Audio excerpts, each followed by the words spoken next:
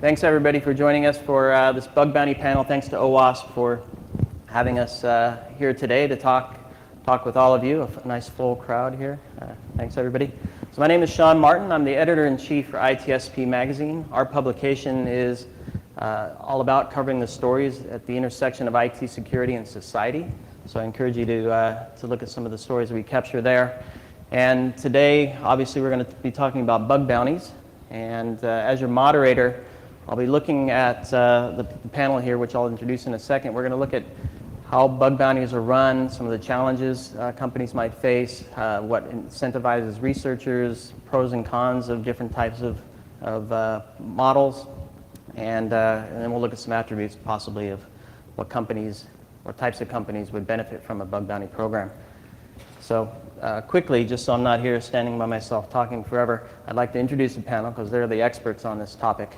To my immediate left is Michael Gallagher from PayPal, Cassio Goldschmidt from Stroh's Friedberg, Sean Melia from Gotham Digital Science. Yep, Gotham Digital Science, sorry. And Mike Stoker from Baker McKenzie. So gentlemen, if you could please, just a brief introduction for yourself and your company so the folks know who they have with them today. I'll start with you. So I'm Michael Gallagher. I'm the senior manager at PayPal.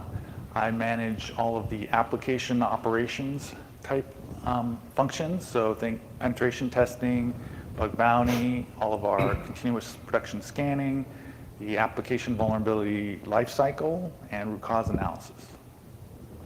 Cassie. I'm Cassio Goldschmidt. I work for Stroh's Friedberg as a vice president in the proactive service part of the practice. And I help companies to actually get up to speed and create their bug bounty programs whenever they're ready. I'm Sean Melia. I'm a senior security engineer at Gotham Digital Science, and I partake in a lot of bug bounties, mainly on the HackerOne platform, where I'm ranked one of the top hackers. And I'm Mike Stoker. I'm a partner in the global law firm of Baker McKenzie.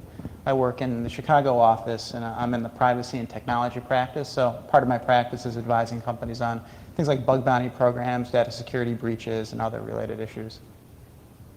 Perfect. So a nice round of different viewpoints here. So great conversation ahead of us.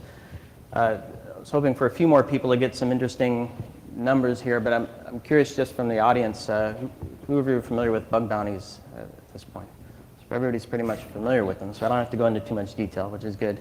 How many of you are actually running a program at your company? 2/5, roughly, nearly half. One might argue, we were having a conversation last night, one might argue most companies are probably running a bug bounty program, they just don't know it. It's just a matter of time before that researcher comes to them with a request for payment, right? And actually, I did some research preparing for this, and I reached out to a number of different folks and got some information back from, I'm not being paid for this, from HackerOne, BugCrowd, and Cobalt. And HackerOne actually pointed me to a stat that 94% of the Forbes 1000 actually have no vulnerability disclosure program defined. So ripe for some fun stuff to happen there. So let's get started. I'm not going to go into the definition of what a bug bounty is, but I think a couple more interesting points that might be worth calling out. So when do you think the first payout for a hack or a bug bounty was? Any ideas? 1800s, 1900s? Charles Alfred Hobbs actually cracked a physical lock back in 1851. I think he got paid 200 gold guineas, equivalent to $20,000 today for picking that lock, evidently. A couple more interesting things here. I guess everybody knows Facebook and Mozilla and Google and Microsoft all run bounties. I was going to share some stats. What I'll do instead of wasting time here, I'll actually post these as part of a recap that I'll do with this. Trying to think if there's another interesting thing here. In terms of payouts, what do you think one of the most interesting payouts might be? Nobody's going to guess, of course. So Slack, $1 million, that would be nice.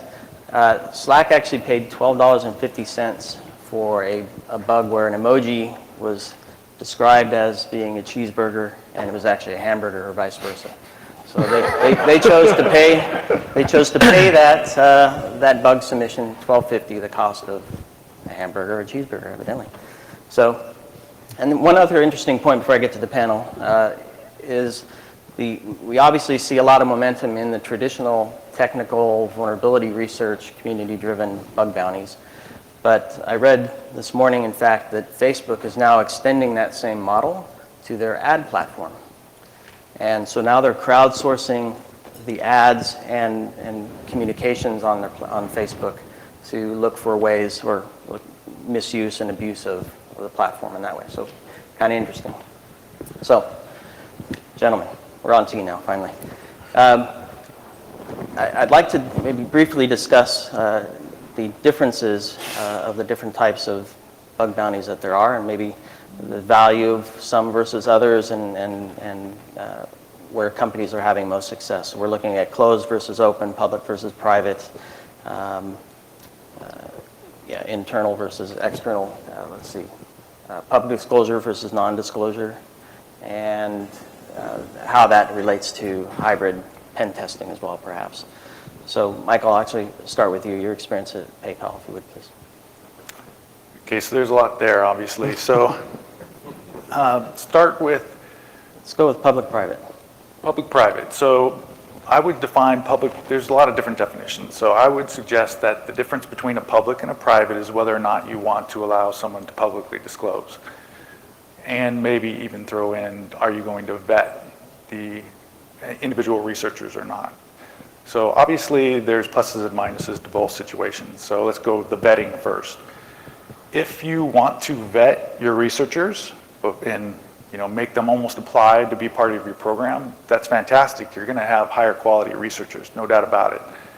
The negative side to that is you're limiting your scope. So if somebody doesn't meet your requirements to get in and they find something, are you going to have an avenue for them to disclose? The secondary part of the public versus private, I would suggest, has to do whether or not you're going to allow them to go public when they have a finding. There are two key motivations, I think. There's certainly more than two, but there's two key motivations for researchers. One is fame, and the other is fortune. So are you going to pay them? A lot of people absolutely want payment for vulnerabilities. But the other piece of the puzzle, that fame. So a lot of people, PhD students would be a good example, very high-level hackers, they're actually more concerned about getting credit for that particular finding than they are the payment itself. And so if you restrict that and you say, well, you can be part of our program, but we're not going to allow you to disclose that, again, you're only going to get a subset of this whole research community. So those are those two big pieces of the puzzle. I'm actually going to look to Sean, your perspective on that, maybe leading off of what Michael described. So I would, when a company's about to start a bug bounty program, I always recommend starting private, doing a small pool of vetted researchers, HackerOne, BugCrowd, Synac. You can all go to them and they can recommend their top hackers for, say, it's a mobile application or infrastructure or web app. And you can start there, figure out how your internal company is going to be able to mitigate bugs, resolve them, figure out where your bottlenecks are, see if you need to hire on more internal people. So I always recommend starting private and small. Then once you figure out, you work through all those nuances, then you can expand either the scope, the researcher pool, or bounties, and then eventually go public if you want to do that. Yeah, I would make an analogy with the adoption of static code analysis that a lot of companies actually have gone through. And whenever you start, you think you have already secure coding in place and you are doing everything that you should, and then you run on those tools and suddenly you find a bunch of vulnerabilities. Same thing happens with a bug bounty program. You think you're doing a good job, you think you're ready, but guess what? The number of vulnerabilities that you get can be overwhelming. And not only the true positives, but also the duplicates that you get. So having this structure also to be able to respond is really important. One of the things that the researchers, either private or public, they want to have is respect.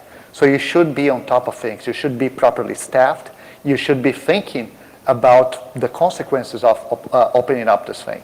So starting with a private program is actually probably the better choice to start with a very narrow scope so you can actually have a successful program. You can get good quality submissions, and then start expanding once this initial experiment is already in place.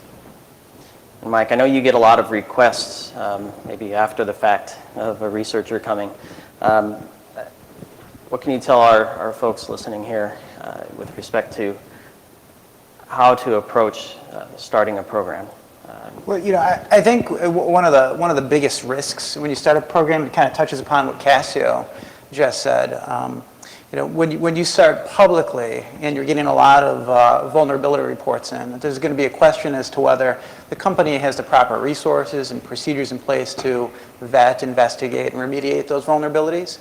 And part of it comes down to a constructive knowledge issue, because even though the right people in the company may not know that those vulnerabilities exist, somewhere in the company now they've been reported, and that creates additional liability for the company if there is some malicious activity that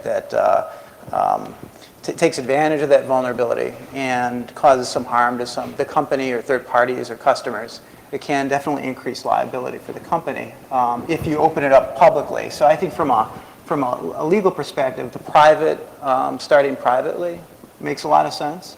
And there's also an issue with respect to what Michael touched upon in connection with the private versus public programs and knowing the identity of your researchers.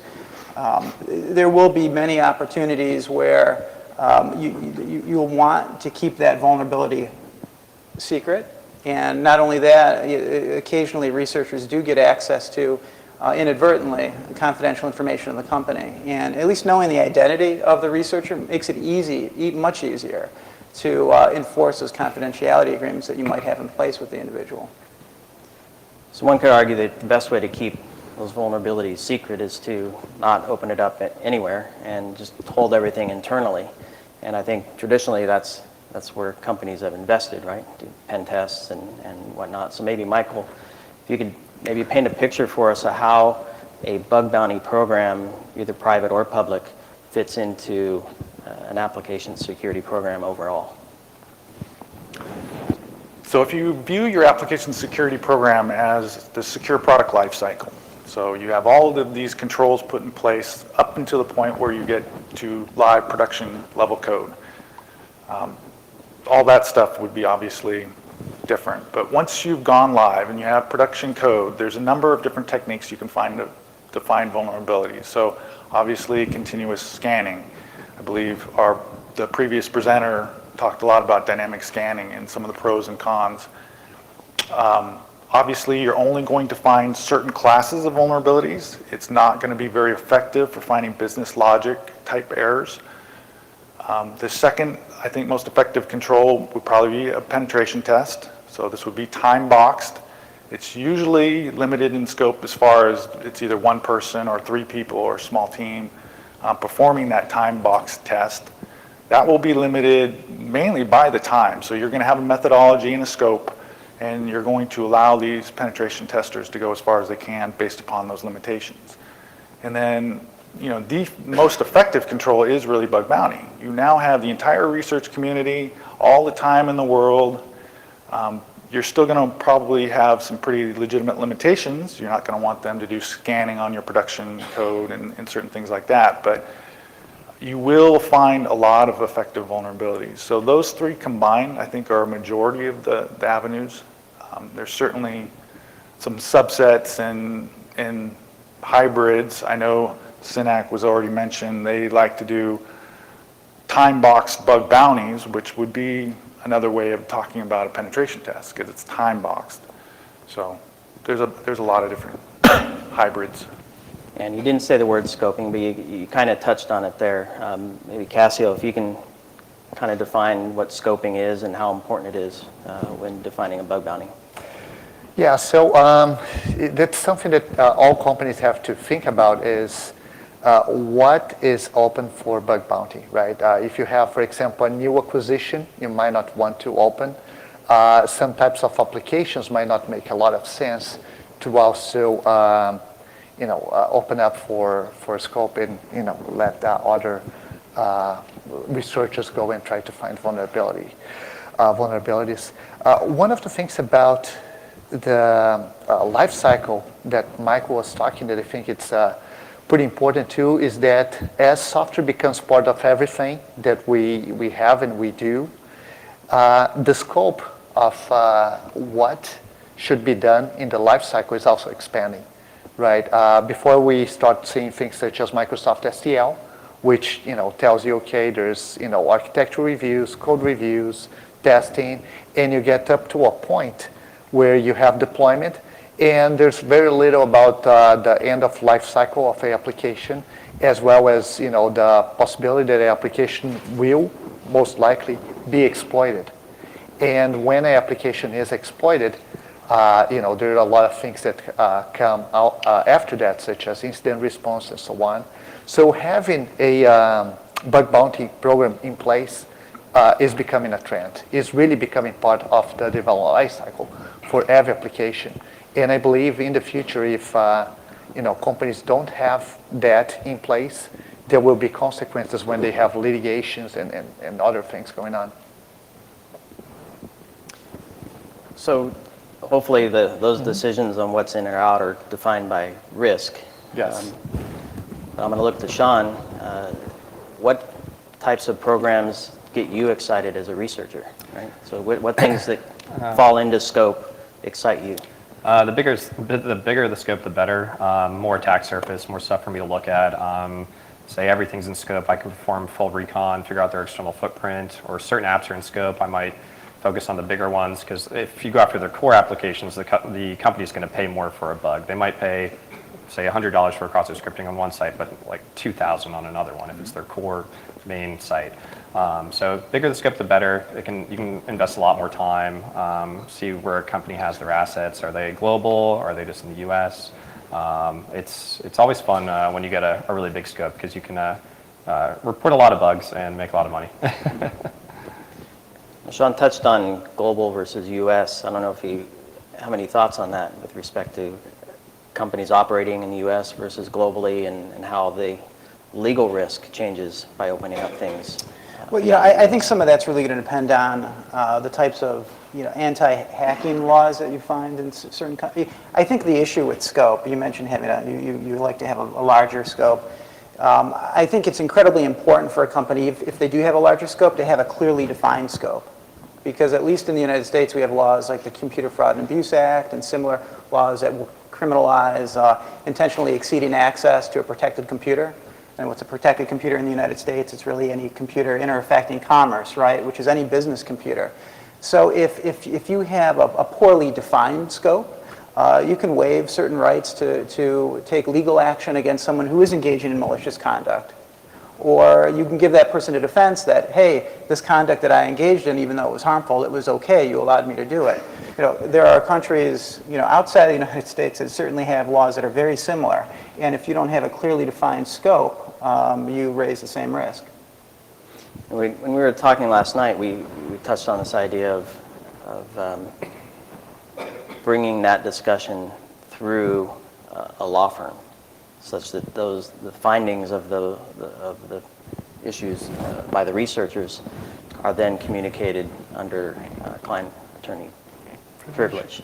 Well, it wouldn't be the communications of the researcher that would be protected by attorney. So what the issue here is, to the extent that the company discovers some vulnerability and it poses some risk to the company, how does the company communicate that internally and try to address it? And if it looks like it could be an issue that can raise the specter of litigation in any sense, it might be a good idea to involve in-house counsel in those communications to think about whether there are any of these internal company communications that you want to assert attorney-client privilege over that you would then not produce in the event of litigation against the company if it involved some sort of issue stemming out of that vulnerability. Michael, I won't ask you to necessarily make a statement on whether or not you use counsel to manage this stuff, but what are some of the other parts of the organization that are involved in helping you organize and ensure that your bug bounty programs are successful? Surprisingly, it's really practically everyone in the company. So there's certain pieces of the puzzle that it's really important that you have lined up before you try and start one. The whole product development community needs to understand your bug bounty program. There's so many gray lines. Oftentimes, a researcher is going to come in with a vulnerability. They're going to inflate the risk, and then you're going to send that to product development, and they're going to say, I don't think that this is a big deal at all. I don't want to fix it. And so you have to play kind of this intermediary whereby you can help kind of pave the path where everybody is satisfied. And oftentimes that's very difficult. So all of product development will be one group. Communications, obviously, every time you send an email to somebody who's a researcher, that could go public on social media. So you have to have your predefined, hate to say canned responses, because I think researchers as a whole would much prefer not a canned response, so a little bit of specifics as to their specific submission. Obviously legal, IR was another one that was brought up. So it's really, everybody in the company needs to buy in and kind of agree to this common set of rules that you're going to play by before you want to get too involved with this. Cassie, do you see this as a board level topic yet?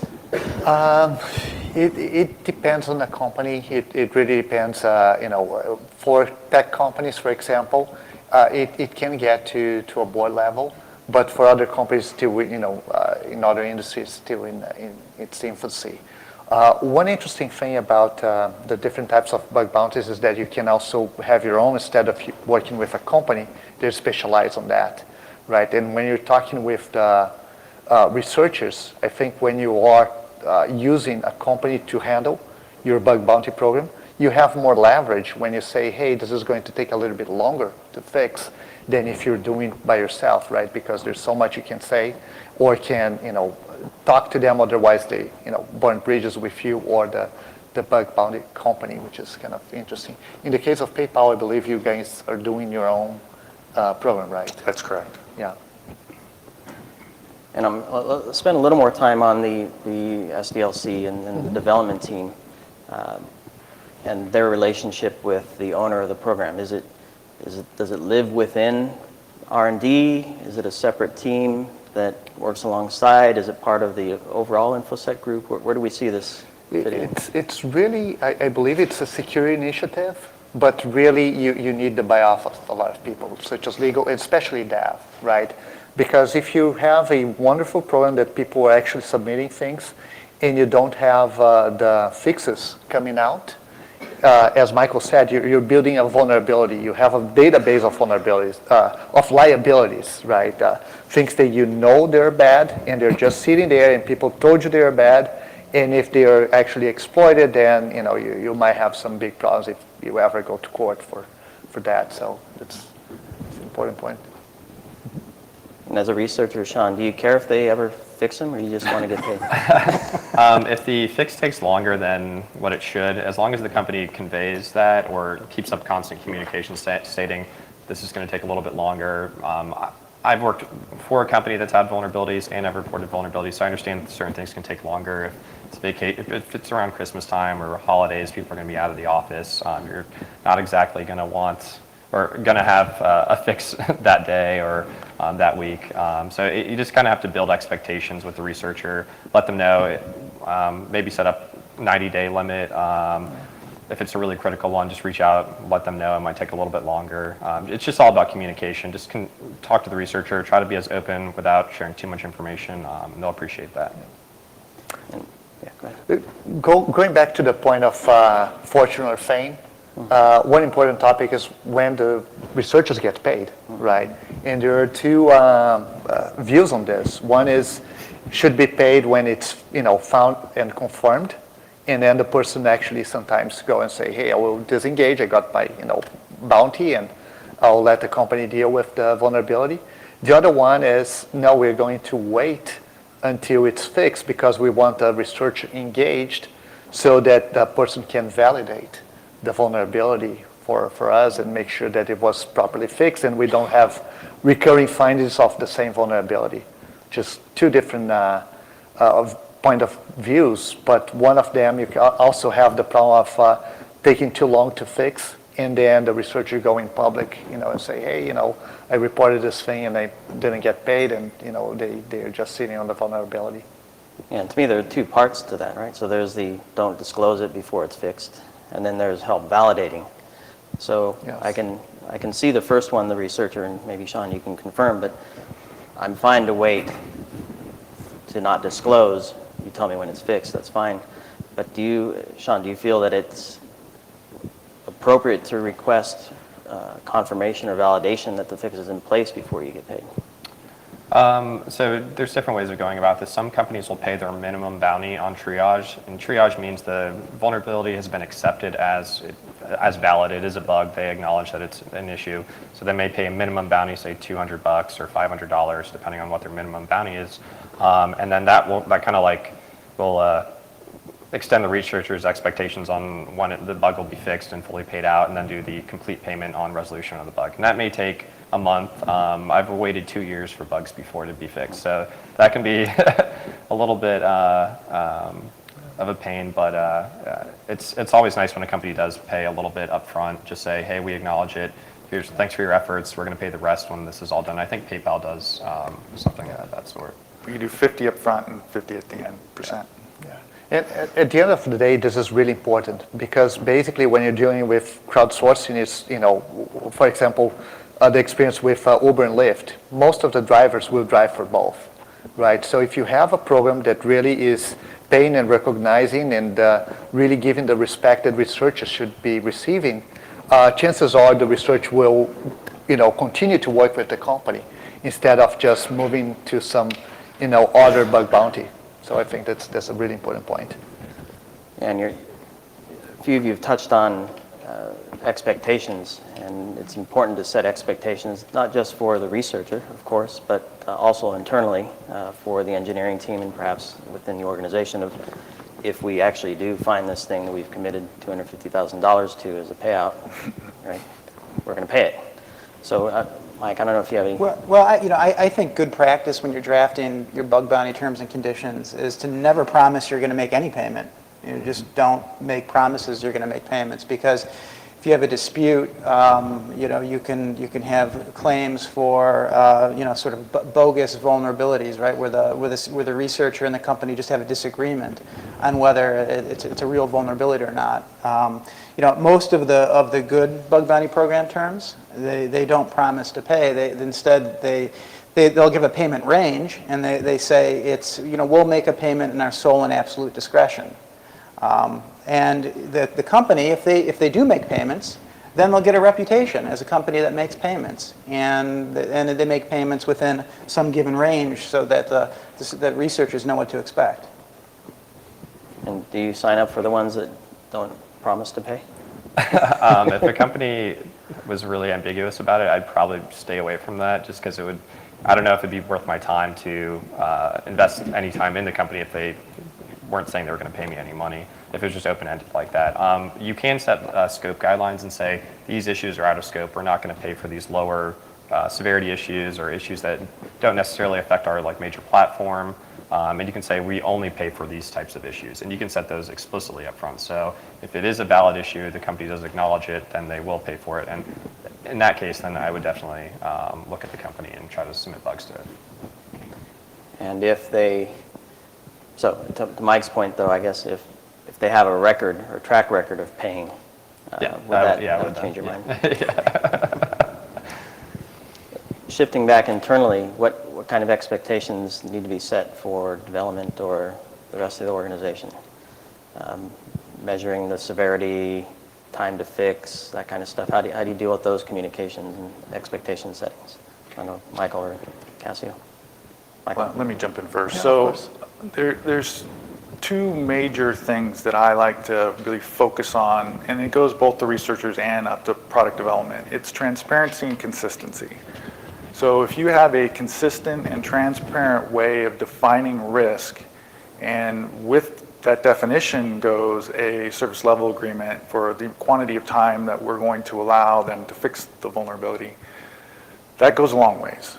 So that has to be agreed upon, because obviously product development, their primary focus is innovation. they're going to see fixing security vulnerabilities as something that takes away from their bonuses and their internal goals. So as long as you have that defined up front and you're consistent and transparent, then it's just really a matter of helping them, be there, support them. A lot of times they're not going to know how to fix something correctly. A lot of times what they're going to do is they're going to come up with some kind of really poor fix for a vulnerability instead of correctly doing it. So I would suggest that just really concentrate on those two key attributes and you'll probably be pretty fine. Yeah, defining the type of vulnerabilities that you want to find is really important, right? And hopefully you're defining by the consequences of the exploitation, right? Instead of just saying, SQL injection or something like that. So that people know exactly what you're looking for, what's in scope and what's out of scope, and what should be the focus of the program. Likewise, from the researcher side, I think consistency is very important. I've seen programs where they have, it's a private program, people are invited, and the way to be kicked out of the program is by submitting a lot of noise. And I think that's a great thing to write, which is, okay, if you don't submit for a long time, but you actually submitted good things in the past, you were there, you're going to be notified about new programs, you're going to be invited. But if you start just submitting noise, we're going to kick you out. So it's consistency in both sides. Mm-hmm. I'm curious I'm going to shift gears a little bit here. So some of them have bug bounties running, companies that are considering them. What attributes of a company make them ripe for pursuing a bug bounty program? And I'm going to pause while I pose that question. I'm going to say, anybody in the audience that has a question for the panel, please don't wait for me to say, and please use the mic. So Martin will find you, raise your hand and ask your question. So maybe, Mike, if you can start us off, a few attributes of what makes a company ripe for running a bug bounty. I don't know if there are a few attributes that necessarily make a company right. I think there might be some attributes that make a company not right, looking at it another way. I think if if you provide products or services that are part of the critical infrastructure of the United States, for example, and if you're in the nuclear power industry, you may not want to open up your nuclear power plant to a bug bounty program. So I have a question in regard to public versus private and the disclosure. Just comments on how you feel that affects the community as a whole. I mean, we're here at OWASP, right? Sharing vulnerabilities, sharing knowledge. If you keep that tight and close and you keep all that restricted, let's look at, Equifax. Had that was known, CVEs, maybe they didn't do their due diligence or due care, but let's say it was a 0-day. We find it first. We don't share that information with the community. Just any thoughts on that? Let's take it. Let me jump in then. So I think bug bounty actually is a very positive way to interact with the greater community. It's clear that we try, that there's like this initial feeling, like I want to hold my own vulnerabilities close to the vest, right? Like it's uncomfortable. And sometimes for the betterment of the community, it's okay to express that uncomfortable feeling. For example, a lot of PayPal allows developers to blog about their findings after the vulnerability has been fixed. And I think that's really good. There's a good cadence there, right? We say that, okay, we'll partner with you on this communication, and it's going to go something like this. You submitted something to us, we validated it, we fixed it, we paid a righteous bounty. And together, the research community and PayPal are striving to make our users as safe as possible. So there's that end. And then again, like the advancement of the community, if you can figure out that the struts vuln had another header that was vulnerable that wasn't part of the CVE, by disclosing that information, you're now enabling people to be safer. So I think that's a huge piece of the puzzle. Also, as far as sharing information like bugs, you could redact everything that has to do with the company and just talk about the concept or give requests and responses that totally redact everything about the company. So it could just be an example of a bug, and then people could use that to kind of almost like a learning tool. So I'll post on my blog different bugs that I find. Some are on private programs. However, you'll never be able to tell what the program was because I've redacted all the information that's identifying of the company. So it's always nice when people do share that information because it gives you, it can sometimes present a different viewpoint on how to find a bug or how to approach a website or a system. So it can be helpful, definitely. I always love it when I get to read another person's bug report. I just sit down, I'll read through it all, read it twice, 3 times. It's a lot of fun. So. And you learn from reading those? Oh, definitely. Definitely, yeah. Question? Yeah. What would you say are the main advantages or disadvantages of using a bug bounty platform versus doing it all on your own? So there's definitely one key advantage to using a platform, right? All that infrastructure you don't need to create on your own. There's one main disadvantage, and that is you don't really have that interpersonal relationship with the researchers themselves. Like that's actually a huge piece of the puzzle. One of my biggest fears about using a platform is false negatives. There's a lot of submissions that will come in, and we'll look at it and we'll say, oh, well, the way that submission is written, that's actually a false. You know, that's not a real vulnerability. But as you start digging in, it will point to some real significant problems. You know, and to me, that's worth its weight in gold. Like, I will definitely pay a researcher, even though what he defined isn't accurate, if in fact it, you know, was the start of something that was significant, and we made a lot of changes to a piece of the puzzle. So my view is that big companies such as PayPal, they have the expertise and they have the people in order to make this possible, right? While some smaller companies might have the willingness to do it, but they don't have the people. Even the false positive triage, sometimes false positives also means duplicates. And that's something that a company, you know, can actually do for you using their people, and then you get the benefits. And you know, if there are like glaring vulnerabilities in the application, they're going to be found like several, you know, times. So getting that filter right there is already, you know, something that has its value. In addition, there's the questions of you know, making payments sometimes to, you know, foreign countries. For some companies, it might be very easy, right? For some other companies, it might be a lot more difficult. Language barriers, you know, they might help you with that. So there's some advantages, as well as how to deal with researchers. Some companies, such as, you know, the Microsoft, the Symantec's of the world, they have people who have relationships and they know how to deal with the finders. Some others don't have, or they don't even know how, you know, this different world actually works. And when they're dealing with a bug bounty program, they actually have the relationship with the entire, you know, program that is not only offered by one company, but several other companies. So, you know, if they burn bridges, they might not be able to work with a number of opportunities right there. So. And I think adding to that, when you use a platform, you can push some of the legal risk of running a bug bounty program onto a third party. So I'll just give you an example. Sanctions laws. You know, there could be many people that are on the U.S. government Office of Foreign Asset Control keeps a denied parties list. Those are individuals. They could be terrorists. Who knows who they are, right? That companies in the United States shouldn't do business with. You shouldn't make payments to these individuals.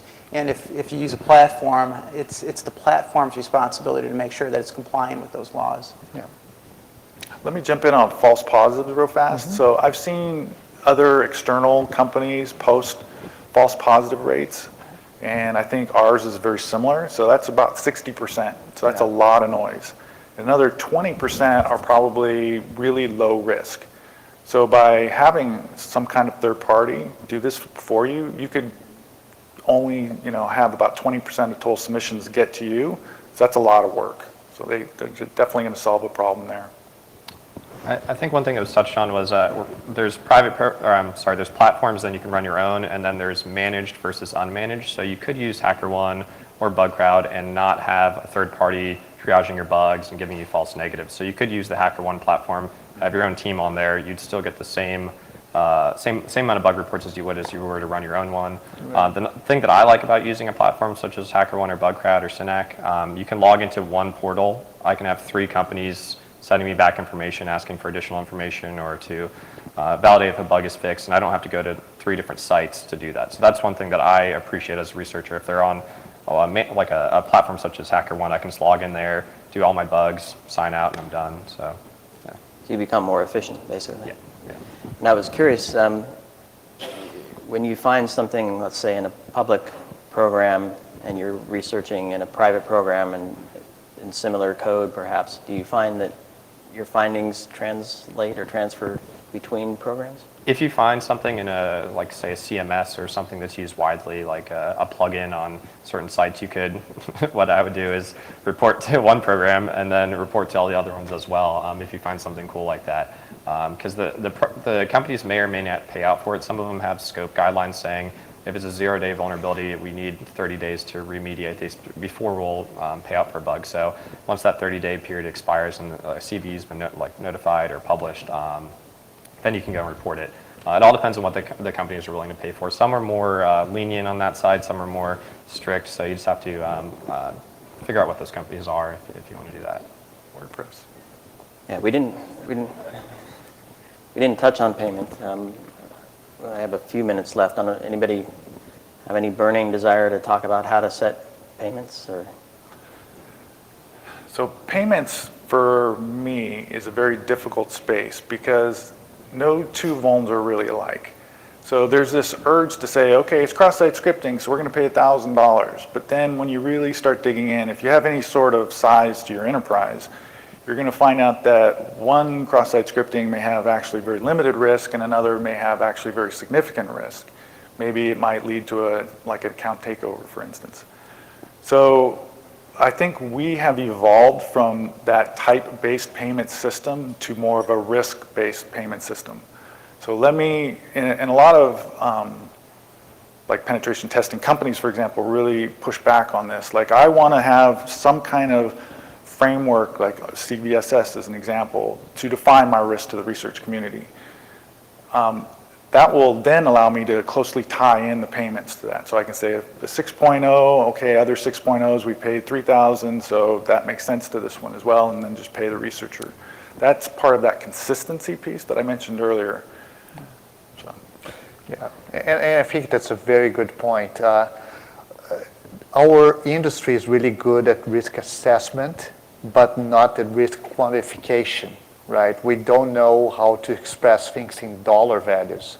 And I think we're just in the infancy when we started Bug Bounty to say, yeah, there's actually a value for this kind of research, which in the past we used to say people are trying to hack our website or, and so on.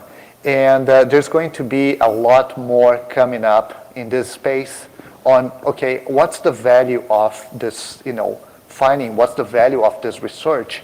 And it's not going to be expressed just by saying it's a cross-site scripting or it's a SQL injection, just like Michael said. I think the payments can all depend on your scope. If it's a single application, the cross-site scriptings are probably going to be the same. Depending if they're stored or reflected, you can pay a different amount for that. But if your scope's super wide, you could set an expectation that we will pay up to X amount for a bug. And up to means you could pay way less than that if you wanted to. So that's one way of going about it. And you can also have exceptions as well. If someone submits a really awesome cross-site scripting that's wormable to go through a website and do a bunch of bad things, you could always pay a bonus on that. So you could say we pay up to $3,000 for a cross-site scripting, but if you get an awesome report, you could double that if you wanted to. It's up to the discretion of the company, but setting some type of expectations nice as a researcher. The max I'm going to get possibly is this, and it's going to be around there hopefully, depending if the company's abiding by what they're stating. Perfect. And we have one more quick question from another Los Angeles contingent. Thank you so much, guys. It's a great panel discussion. Is there any advice or best practices that you can share about how to deal with unethical behavior of the researchers? That is so hard.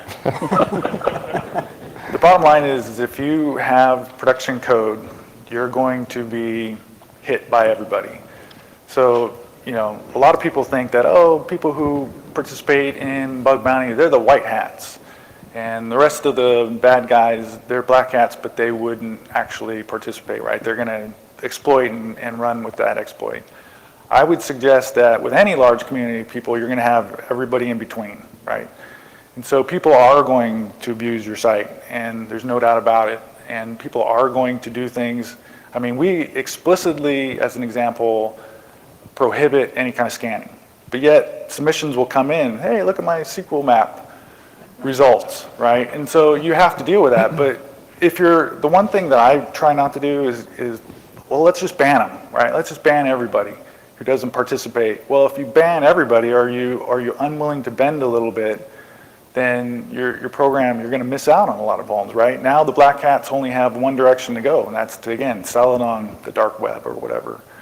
So my advice would be, don't be too firm, but then don't be too lax. Like, try and work with them, try and educate them, give warnings before you have to do something serious like a banning. Yeah. So unfortunately, putting money and a dollar next to a vulnerability is actually kind of also the root of all evil, right? So I've seen different ways of handling that.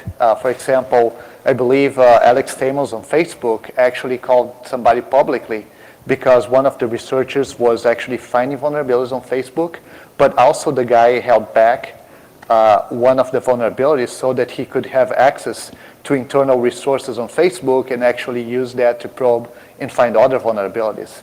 So he said, hey, I don't think this is ethical, right? Also, sometimes the bounty is so high that for other countries, when you have developer overseas, it makes sense for the developer to actually inject a vulnerability and then tip somebody else, right? Hey, let me tip my cousin, and then the person who is going to report. So background checks are also very important. And quite frankly, some programs, the payout of the vulnerability is so big that they are not going to report the bounty. In my opinion, the biggest bug bounty out there is Bitcoin. They don't have a bug bounty, right? But if you find a vulnerability, you can make a couple $1 million by not reporting anything, right? So what is going to make somebody go and say, hey, there's a serious vulnerability on this, a cryptocurrency system if they are going to, get the money. So a couple things to consider.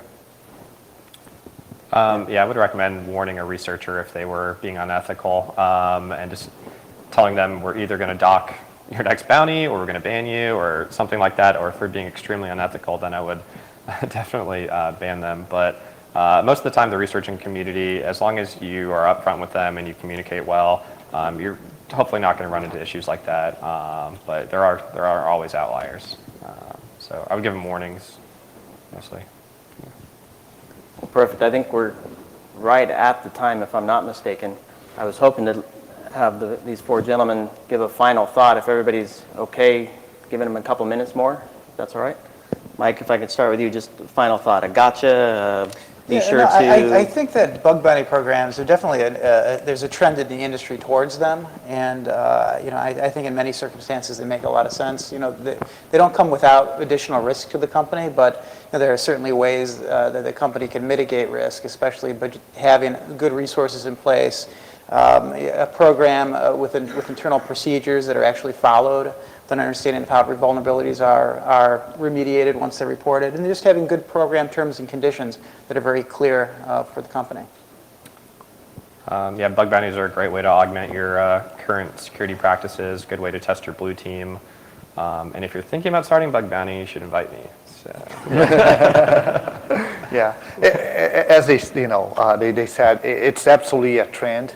And yes, while there's some industry that are not going to be a good fit for bug bounty, right? You're not going to do with a nuclear power plant. I see a lot of times, for example, finance industry saying, hey, we shouldn't be doing this. And then you have PayPal with like award-winning type of programs they're doing really well. So, time to really think again and see if, your industry should be doing this and your, company should be doing. So final thought, definitely get alignment from everybody in your organization. It's very important that you're all working together for finding and fixing these vulnerabilities.